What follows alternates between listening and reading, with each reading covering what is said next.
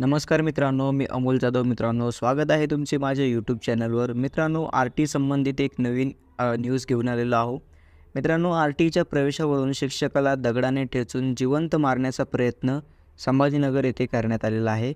मित्रांनो, पाहू शकता तुम्ही ही आर्टिकल तुमच्यासमोर ठेवलेलं आहे. यामध्ये वाचू शकता तुम्ही, खाजगी शाळेतील शिक्षकाला आर-टीच्या प्रवेश प्रक्रियेच्या वादावरून विविध पक्षाच्या आणि संघटनांच्या 14 कार्यकर्त्यांनी एकत्र येत दगडाने ठेचून जिवंत मारण्याचा प्रयत्न केल्याची धक्कादायक घटना 4 एप्रिल रोजी दुपारी सातारा पोलीस ठाण्याच्या हद्दीत घडली आहे.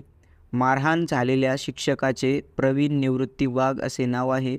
या संदर्भात वाघ यांनी सातारा पोलीस ठाण्यात 6 एप्रिल रोजी दिलेल्या तक्रारीवरून गुन्हा दाखल झाला आहे. याबाबतच्या अधिक माहितीनुसार एंजल किड्स इंटरनॅशनल स्कूल शाळेतील शिक्षक प्रवीण निवृत्ती वाघ हे कर्तव्यावर होते.